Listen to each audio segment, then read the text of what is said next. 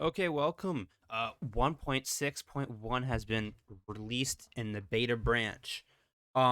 So for feedback for the last one, uh, it's not going to be a quick overview because I talked too much. So we're going to go through individual things of this patch, and we'll see if it's a major or minor patch. I believe it's minor. I haven't looked at this, so we will see. I could be proven wrong.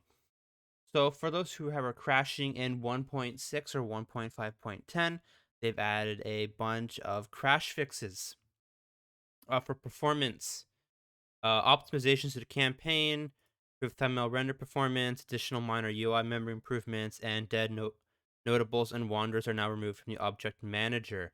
So I believe after you execute them, they are no longer in the game loaded in, so they increase your performance that way. Save and load bug fixes, localization, just for people who speak Turkish, Chinese, that type of stuff. Your just changes for text. This is the cool stuff here. We got art. Added new musical instruments. Bodron, Carnu, whatever. Hurdy-gurdy, fruit, ode, bell. They added a bunch of new instruments. I want to know if these instruments are playable or it's just like background art.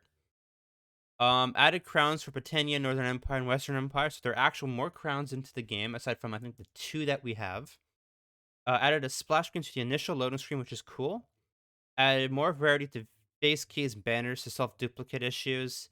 And there are 11 new village um, settlement custom and battle scenes. So you basically get 11 new settlements you get to play around with. So to confirm for art, musical instruments, new crowns, new loading splash, more variety to faces and duplications of banners, bunch new village, especially most in the Empire, Khazate, and the Valandia factions. We have minor scene fixes, sound improvements to towns and castles. We have performance and visual improvements to Sturgia castles, and just some improvements on materials and textures, and just some bug fixes with snows. So nothing too crazy here. Just adding some more diversity to villages. Animations, just probably just a bug fix. Audios, for civilian animations, which is good. Probably should add immersion to cities and towns. This is what I think it would be. Entry video is now a bit less startling. Yeah, it was pretty loud. Minor improvements to settlement ambience and fixing phasing sounds in distant combat. So overall, trying to make the sound game a little more immersive across the board. UI changes. For those who just want to read, they can just read. I generally don't use encyclopedias, but this makes it easier. We had a lot of fixes. Now let's go see if they actually fix the sieges. Fix an issue that stopped agents from switching between melee even if they were close to enemy. That's fine. Fix a bug that caused ranged troops to turn their back while switching to melee weapon in close quarter fights. Troops will no longer lose morale if a retreat is ordered by the player when cancelled or then cancelled. Fix a bug that causes sudden FPS drop after the attacker side retreated in their siege.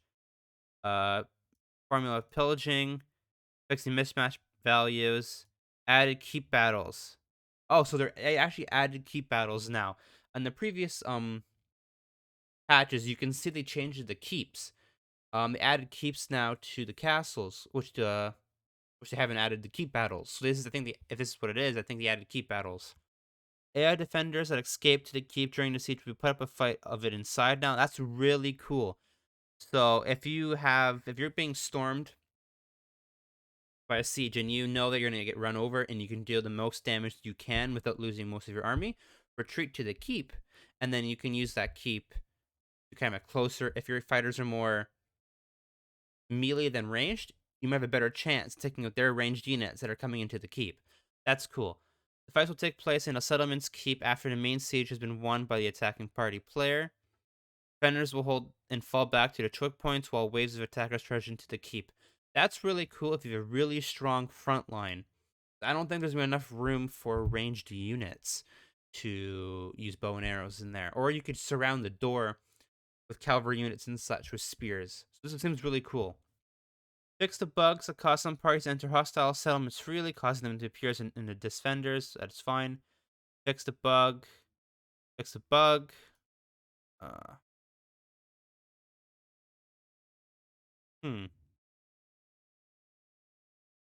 There we go. Fix an issue that caused troops to not use ladders in certain situations. Fix an issue that caused troops to not break the interior castle gate in certain situations. And reduce friendly fire incidents from the attacker siege engines.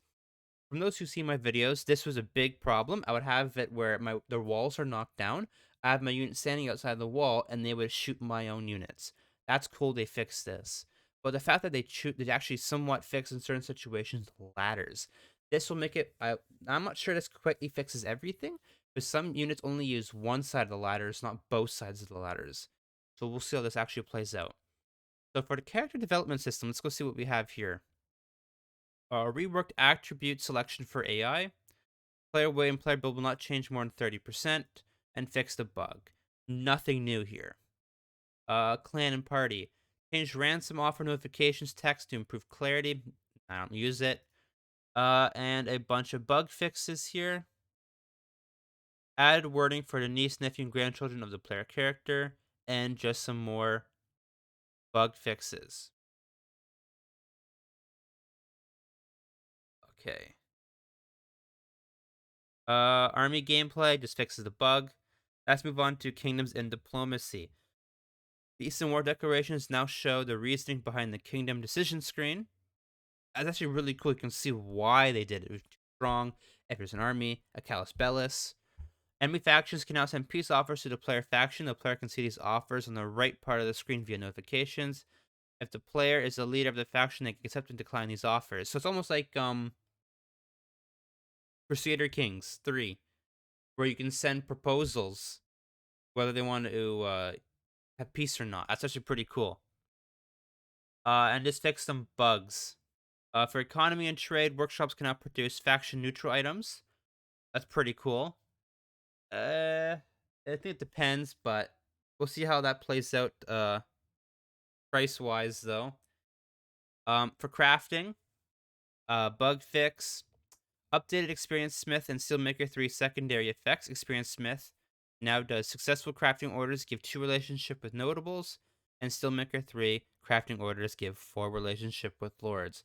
So when you're smithing, when you have these 2 perks, when you're making successful weapons for these people, you get more relation. That's pretty cool.